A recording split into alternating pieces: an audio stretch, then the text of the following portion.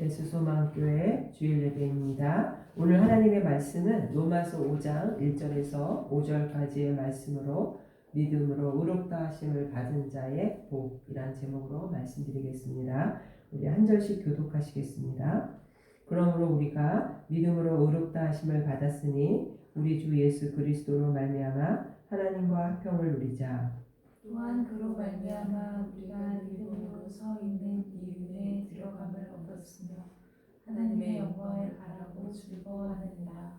다만 이뿐 아니라 우리가 환난 중에도 즐거워하나니 이는 환난은 인내를 연단은 소망을 이루는 줄 알미로다. 함께 읽겠습니다. 소망이 우리를 부끄럽게 하지 아니함은 우리에게 주신 성령으로 말미암아 하나님의 사랑이 우리 마음에 부은 바 됨이니. 아멘. 오늘은 5장의 말씀 5장 1절에서 5절까지는 1절에 믿음으로 의롭다함을 받은 자가 누리는 복 세 가지에 대해서 말씀해 줍니다. 믿음으로 하나님 앞에 의롭다 인정을 받은 자는 첫 번째 복이 뭐냐면 1절에 하나님과 화평을 누립니다. 첫 번째 복은 하나님과 화평을 누리는 복이고, 두 번째는 2절에 이 은혜에 들어감을 얻었으며 하나님의 은혜 안에 들어갈 수 있게 되는 거죠. 이 의롭다 하심을 받은 자는. 그리고 세 번째는 2절에 하나님의 영광을 바라고 즐거워한다. 하나님의 영광을 바라고 소망을 갖는 거예요. 소망을 갖게 되는 거. 그래서 결국 우리가 의롭다 하심을 받았다라는 거는 어떤 사람을 말하는 거냐 하면은 칭의예요. 신학 용어로 칭의. 그러니까 재판정에서 당신은 이제 죄가 없습니다. 죄값을 누군가가 치러줬거나 그랬을 때 재판관이 선고하는 걸 칭의라고 그래요. 죄가 없다라는 걸 칭의라고 그러는데, 그게 바로 믿음으로 의롭다 하심을 받은 자.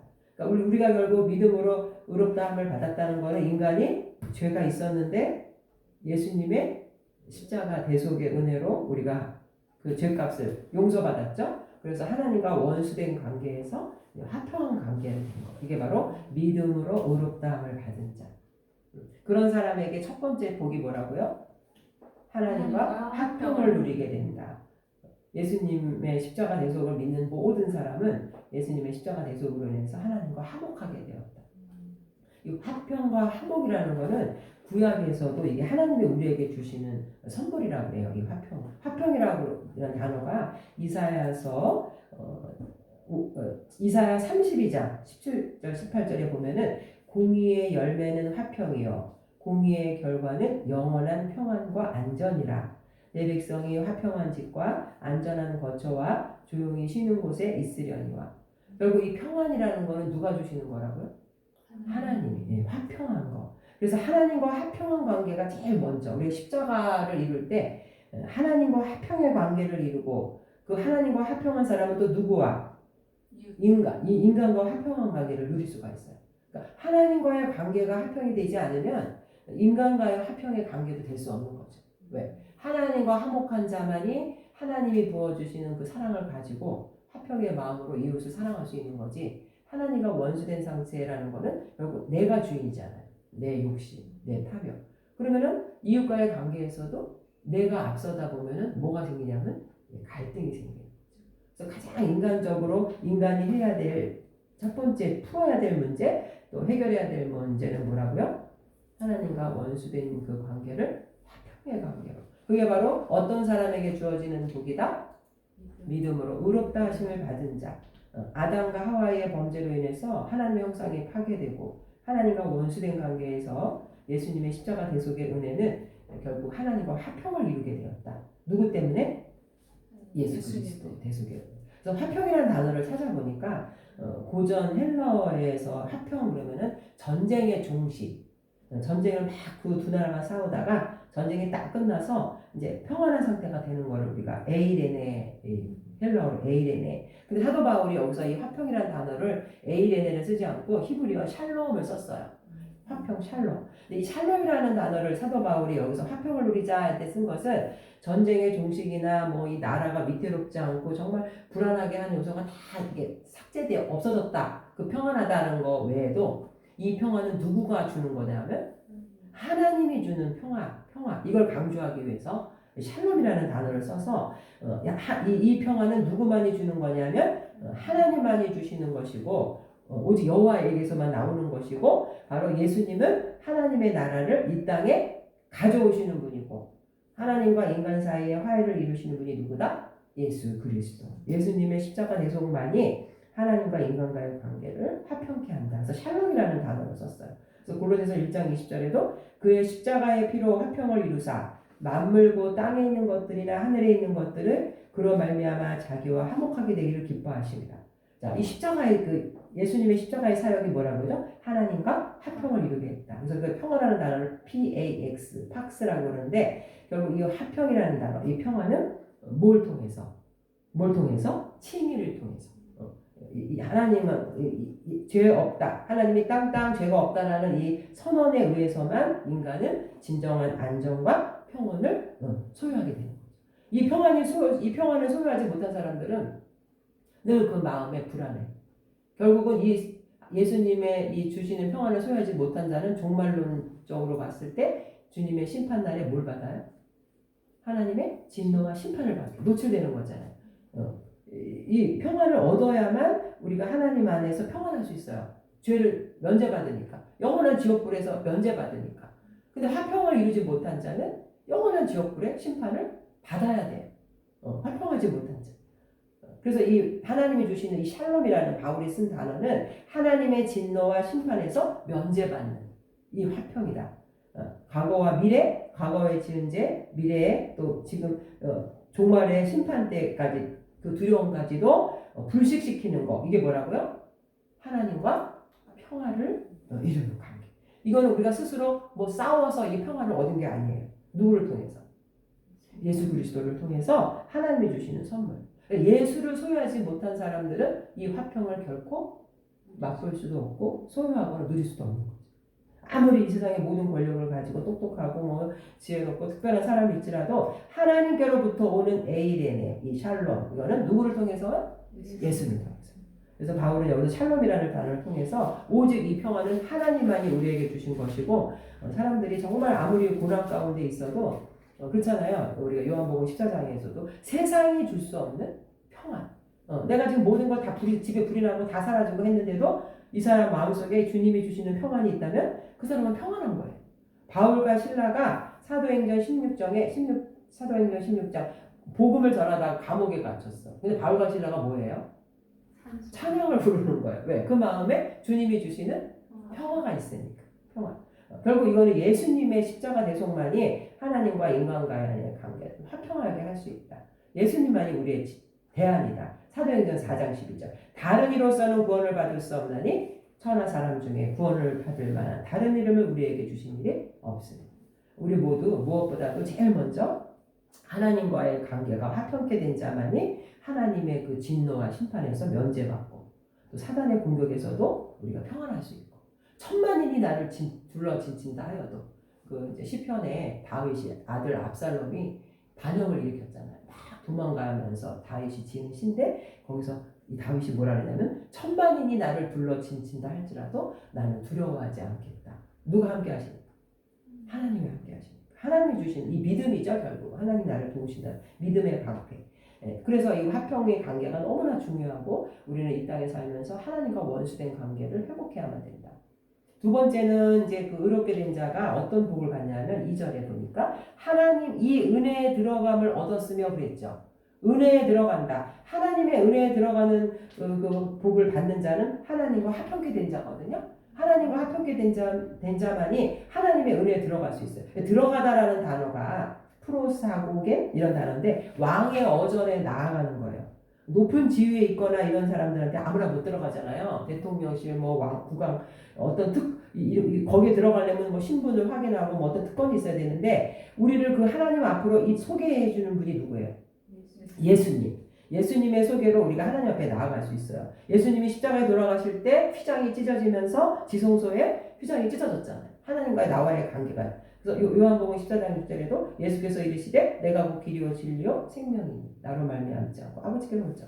하나님과 화평한 관계가 된 사람은 어떠한 불안한 환경과 역경과 고난 속에서도 소망을 가질 수가 있는데 그게 바로 하나님의 은혜의 보좌 앞으로 나아가서 기도할 수 있는 길이 열렸다는 거예요. 그게 복이라는 거죠. 우리가 살고 있는 이 세상은 어떻게 보면은 바다와 같아. 풍랑이 불고 폭풍이 치고 죄의 폭풍. 인간이 죄인이기 때문에 내가 어떤 특별한 남에게 악한 일을 행하지 않아도 이렇게 핍박을 받고 고난을 받을 수가 있는데 이러한 폭풍 중에서 평안을 유지할 수 있는 방법은 이 배가 닷을 내리는 거예요. 항구에 닷을 딱 내리면 바람이 불어도 이게 흔들리지 않잖아요. 이 배가. 그러면 이 닷이라는 게 결국 누구에게 닷을 내리는 걸까요? 그리스도인 예수 그리스도. 예수 그리스도에게 닷을 딱 내리고 하나님에게로 나아갈 수 있다면 이 은혜, 하나님께 나아갈 수 있는 이 은혜가 바로 세상의 폭풍, 바다의 폭풍 가운데서 닷을 내리는 거예요. 이 은혜에 들어갈 수 있는 길을 예수 그리스도가 바로 열어줬다는 거죠. 그래서 우리가 평안을 누리는 거예요. 히브리서 4장 16절에 그러므로 우리는 긍휼하심을 받고 때를 따라 돕는 은혜를 얻기 위하여 은혜의 보좌 앞에 담대히 나아갈 것입니다. 죄인은 하나님을 연락할 수가 없잖아요. 죄 없으신 하나님 앞에 죄 있는 인간이 어떻게 나가? 예수님을 통해서 우리가 나아가게 되었다. 이 은혜에 들어간다는 게 얼마나 복되고 특권이고 우리로서는 정말 영광이 아닐 수 없어요. 2절에 하나님의 은혜에 들어감을 얻었으며 하나님의 영광을 바라고 즐거워합니다. 그래서 은혜에 들어갔다라는 단어, 하나님의 존전에 나간다는 것은 바로 어떤 걸 의미하냐면은 그리스도의 상속자, 하나님의 상속자라는 의미예요. 로마서 8장 17절에 바울이 이런 단어를 썼거든요. 성령이 친히 우리의 영과 더불어 우리가 하나님의 자녀인 것을 증언하시나니 자녀이면 또한 상속자 곧 하나님의 상속자요 그리스도와 함께한 상속자니 우리가 그와 함께 영광을 받기 위하여 고난도 함께 받아야 할 것입니다.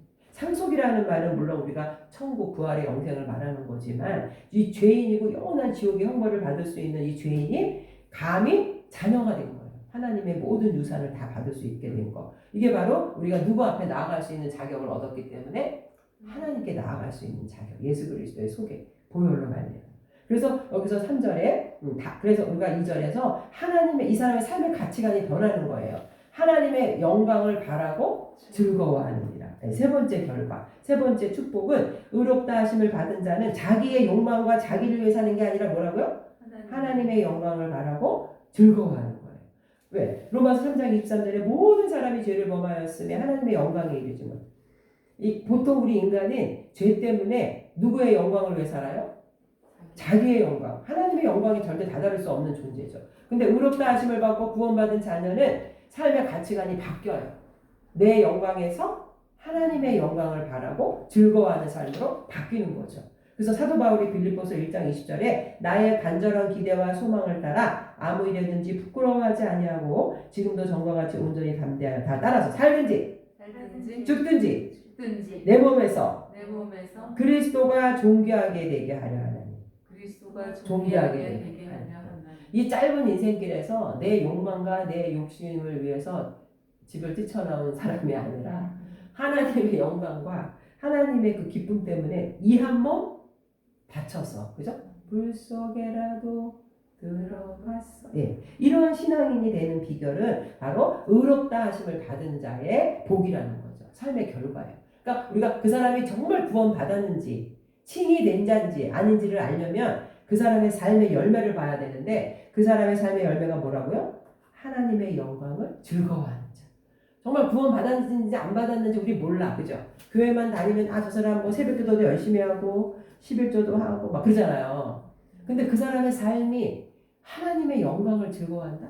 자기가 좀 희생하고 헌신해도 하나님을 기뻐한다? 그러면 그런 칭의 받은 자, 의롭다함을 받은 자의 삶의 열매라는 거죠. 그래서 사도 바울이 말하고 있는 거는 은혜에 들어감으로 인해서 하나님의 영광을 바라는 거죠. 자, 더 나아가서 여기 3절에 보면은 하나님의 영광을 바라고 즐거워하는 것에서 더 고초한적인 신앙이 올라가는데 3절에 환난 중에도 어떻게 하는 사람이에요? 즐거워하는 자. 환난 중에도 즐거워하는 사람이 바로 의롭다 하심을 받은 자의 복이다.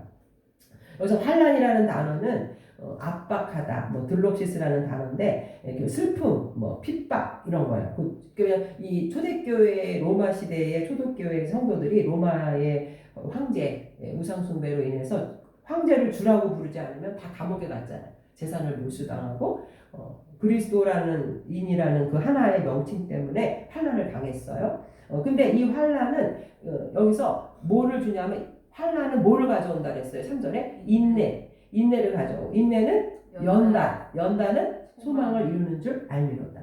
자, 왜 그리스도인들이 이렇게 환난을 당해야 되느냐? 요한복음 15장에 18절 세상이 너희를 미워하면 너희보다 먼저 나를 미워한 줄 알라. 너희가 세상에 속하였으면 세상이 자기의 것을 사랑할 것이나 너희는 세상에 속한 자가 아니요 도리어 내가 너희를 세상에서 택하였기 때문에 세상이 너를 미워한다. 그리스도인들이 무슨 죄를 져서 뭐 핍박당하고 이런 게 아니었다는 거죠. 초대교회는 예수 믿는다는 이유 하나만으로. 왜? 이 땅에 뭐가 존재하니까? 공중 권세자들 사단이 제일 좋아하는 거는 그냥 평범한 사람들, 예수 안 믿는 사람을 괴롭히는 것보다 뭐가 더 좋을까요? 믿음에 있는 그리스도인들을 더 핍박하고 더 흔들어. 이단들 보면은 거의 예수 믿는 사람들 집에다가 막 그 전도지를 넣더라고요. 사단의 속성이 믿는 자들을 더 핍박하고 하나님에게서 멀어지게 하고 예수님도 이걸 경고한 거죠. 근데 이 환난이 왜 인내를 낳게 하냐면 물론 이 세상에 사단의 공격이 있기도 하지만 이 성도가 하나님의 나라를 향해서 갈 때 이 환난이 뭐예요? 통과 의뢰. 이 환난을 통과해야만 우리의 죄성이 벗겨지고 성화된 인격으로 성숙해 됩니다. 그래서 인내라는 단어는 그냥 가만히 참는 단어가 아니에요. 이 인내라는 단어에는 막 적극적으로 그 자기를 핍박하려고 하는 사람들에 대항해서 막 싸우는 거예요. 싸운다는 게 뭐냐, 뭐 기도하고, 뭐 하나님의 방법대로 찾고, 뭔가 자기의 자기의 복음을 증거하고. 예수님의 초대교회 제자들이 그 핍박 받는다고 가만히 있었나요? 오히려 성령을 받아서 뭐 감옥에 갇히기도 하고 뭐 살껍질 바돌로메 같은 사람은 예수님의 12제자는 살껍질을 벗기는 고통도 당하고 뭐 도마는 창에 막 때려주고 이런 아까 얘기했지만 이런 고난과 핍박을 당하면서도 계속 뭐를 했어요? 복음을 전했잖아요. 이런 인내를 낳게 되고 결국 인내가 연단을 낳게 되고 연단이라는 거는 성숙한 인격이라는 단어예요. 연단이라는 말 속에는 품위가 있는 성격 품이 있는 인격, 훌륭한 인격을 연단이라고 그러거든요. 그러니까 사람이 많은 환난을 통해서 인내를 하고 막 거기에 대해서 대처하다 보면 그 사람의 인품이 어떻게 바뀌는 거예요? 고귀한 인품이 되는 거죠. 정말 그리스도인이 되는 거예요. 아무런 고난이나 핍박이 없이 그냥 온실 속의 화초처럼 자라면은 남의 아픔에 대해서 공감을 할 수가 없는 거죠. 내가 그 고난을 잘 이겨내고 말씀으로 회복되고 그랬을 때 그런 고통을 당한 사람들을 위로할 수가 있고 성숙한 인격으로 연단을 이룬다. 여기서 이루는 줄 압니다. 이루는 줄 안다라는 거는 오이다라는 단어예요. 사귀어 알다 밀접한 관계를 가진다. 즉 이러한 연단을 통해서 이 그리스도인들이 누구를 알아가는 거예요? 하나님을 아는 거예요. 하나님과의 적극적인 교류를 갖게 돼요. 고난을 당해야만 주여 살려주세요 이러면서 하나님과 소통을 하게 되는 거예요. 그래서 C.S. 루이스는 인간에게 닥치는 환난을 확성기와 같다고 해요. 그러니까 일어나라고 말하는 거랑 확성기다 대고 일어나 이렇게 말하면 깜짝 놀라잖아요.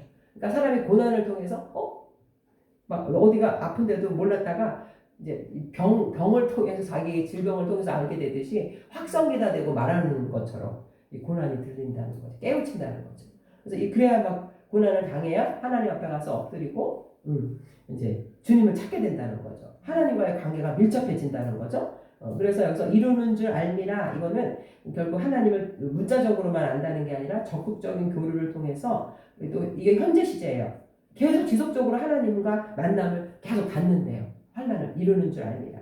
그래서 하나님께서 우리에게 이렇게 환난을 허락하시는 이유는 우리가 자꾸만 환난을 통해서 인내를 갖고 또 인내를 통해서 그 인격이 어떻게 해요? 성숙돼가는 연단을 가져옴으로 해서 결국 이러한 사람은 뭐를 가져오게 되냐? 소망을 갖는다는 거예요. 그러니까 성숙한 인격을 가진 사람만이 하나님이 어떤 분이라는 거, 하나님 나라의 그 소망을 갖게 된다는 거예요. 믿음이 없고 성숙되지 연단받지 못한 사람은 하나님이 어떤 분인지를 모른대요. 그 과정을 못 겪었으니까. 그러나 성숙한 인격일수록 우리 사랑의 원자탄의 그 손양원 목사님도 자기 아들을 이제 공산당 군청으로 싸주겠는데 그 사람을 자기 양아들로 삼았잖아요. 그러니까 그만큼 이 사람은 그 환란을 통해서 인내를 통해서 연단된 거죠. 성숙한 인격이 됐기 때문에 그 사람을 양아들로 삼으라는 것이 결국 누구의 뜻이었다는 거죠? 하나님의 뜻이었을 거예요. 기도하면서, 교류하면서. 그러한 성숙한 인격만이 하나님의 뜻에 순종할 수가 있고 하나님의 뜻을 알 수가 있는 거죠. 그런 고귀한 인격이 아닌 사람은 하나님의 뜻을 알 수가 없어요. 그 낭망하고 절망하겠죠. 그래서 오늘 사도 바울이 소망이 인내는 연단은 소망을 이루는 줄 압니다. 성숙한 인격으로 품격 있는 그런 된 자만이 하나님의 그 소망을 갖고 확신한다. 하나님을 알 수 있다라는 거죠. 그래서 많은 사람들이 성경에 아브라함의 이삭 사건이라든지 다윗의 10년 동안 사울을 피해 다닌 사건이라든지 요셉이 막 애굽에 그 종으로 팔려다니고 이런 그 시련이 그 사람의 연단을 만드는 거예요. 인격을 만드는 거죠. 그래서 형들이 무릎 앞에 엎드려서 요셉 앞에 살려달라고 했을 때 요셉의 말에서 뭐가 나와요? 창세기 50장에 당신들은 나를 해하려 하였으나 하나님은 이것을 선으로 바꾸었다. 이게 하나님의 뜻을 아는 거죠. 자기가 고난당한 것이 결국은 요셉을 통해서 이스라엘 민족을 구원하시려는 하나님의 뜻이었다. 지금 우리가 당하고 있는 이 고난을 자꾸만 우리가 인간적인 것으로 해석하려는 것이 아니라 하나님의 뜻 안에서 해석할 때 하나님의 뜻을 알면 좀 평화로울 수 있어요. 좀 소망을 가질 수 있어요. 모든 심판을 하나님께 맡길 수 있는 거죠. 그래서 환난과 인내를 통해서 연단이라는 성숙한 인격을 통해서 하나님을 알아가는 거예요. 알미로다. 이루는 줄 안다는 거죠. 알미로다. 하나님을 안다는 거죠. 그래서 시편 25편 14절에도 여호와의 친밀하심이 그를 경외하는 자들에게 있으며 그의 언약을 그들에게 보이시도록. 우리가 누구랑 친해야 돼요? 하나님하고 친해야 돼요. 하나님하고 친하게 되는 게 뭐예요? 예배죠. 말씀, 기도. 하나님의 뜻을 잘 아는 사람만이 세상의 모든 문제가 하나님의 뜻 안에서 해결하고 있어요. 아브라함은 정말 벗이라고 그랬잖아요. 그래서 소돔과 고모라를 멸하실 때 하나님이 뭐라 그랬냐면 소돔과 고모라 성을 멸하는 거를 누구에게 숨길 수 있냐. 그죠? 누구에게 말해줬어요? 아브라함에게 나 얘기를 해야 되겠다. 하나님의 비밀을 아는 자, 이게 바로 의롭다 하심을 받은 자의 복이라는 거죠. 그래서 마지막으로 이제 그렇게 환난과 인내와 연단을 통해서 소망을 갖는 자들이 이런 의롭다 하심을 받은 자의 성숙한 이런 고차원적인 그런 신앙이라는 것을 바울이 얘기했고 소망이 우리를 부끄럽게 하지 않는다. 5절에 부끄럽지 않게 한다라는 것은 뭐냐면요. 이게 바로 하나님이 오히려 하나님을 믿지 않고 그리스도인들을 심판하는 악인들을 어떻게 한다는 거예요? 부끄럽게 한다는 거예요. 좀 부끄럽게. 수치를 당하게. 이 수치가 뭐겠어요? 주님의 재림의 심판날 오실 때 부활의 옷을 입지 못하고 지옥으로 떨어져가는 수치겠죠. 그렇죠? 하나님의 진노와 심판을 받는 수치. 우리는 이 부끄럽다라는 거를 내가 뭘 못하거나 못생겼거나 이런 게 부끄러운 게 아니에요. 하나님의 진노와 심판에서 면제받지 못하는 부끄러움. 이게 엄청난 부끄러움이죠. 근데 이 부끄러움이라는 단어는 이렇게 하나님이 악인을 심판하실 때 쓰는 단어예요. 근데 우리를 부끄럽지 않게 하신대요. 소망이. 뭐가? 소망. 소망이라는 게 뭐예요? 부활 소망이죠. 하나님의 후사가 되는 거죠. 하나님 나라를 우리가 이어받는 걸 말하는 거죠. 그래서 우리는 이 세상의 고난과 이런 것들에 대해서 흔들리지 않는 거예요. 우리에게 주신 무엇으로? 성령으로 말미암아 하나님의 사랑이 우리의 마음에 부음바 고난 가운데 있지만은 계속해서 하나님이 성령으로 우리를 깨우쳐 주시는 거죠. 부음받았다. 계속해서 지금도 현재 진행형인 거죠. 그래서 우리는 소망이 부끄럽지 않다라는 이 확신을 통해서 고난을 이겨내고 사람들은 종종 거짓말도 하고 약속을 지키지 않을 수도 있잖아요. 근데 민수기 23장 19절 보면 하나님은 사람이 아니시니 거짓말을 하지 않으시고 인생이 아니시니 후회가 없으시도다. 어찌 그 말씀하신 바를 행하지 않으시며 하신 말씀을 실행하지 않으시며. 우리가 그 소망이 있다는 게 뭐예요? 변하지 않는 하나님. 어저께나 오늘이나 오늘 영원 불변. 지금도 영원한 대제사장 히브리서 누구를 위해서? 우리를 위해서 하나님 앞에 기도하고 중보기도하고 대제사장의 역할을 하나님 저 신주리 살려주세요. 도와주세요. 우리를 중보기도하고 계신 성령으로 깨닫게 해주시는 이 사랑이 우리가 부끄럽지 않다라는 거죠. 계속해서 우리에게 보증이 되니까. 그래서 부음받았다라는 거는 에퀘키타이라는 완료 수동태. 처음부터 이미 뭐예요? 쏟아 부어진 상태가 지금도 계속되고 있어요. 성령은 부활 승천하셔서 보내주신 이후로 오늘 나에게도 있는 거예요. 로마서 8장 26절에 이와 같이 성령도 우리의 연약함을 도우시나니 우리가 마땅히 빌 바를 알지 못하나 오직 성령이 말할 수 없는 탄식으로 우리를 위하여 친히 간구하시니 그 부어지는 사랑 때문에 성령 때문에 우리는 소망을 가지고 고난 가운데 이겨낼 수 있다.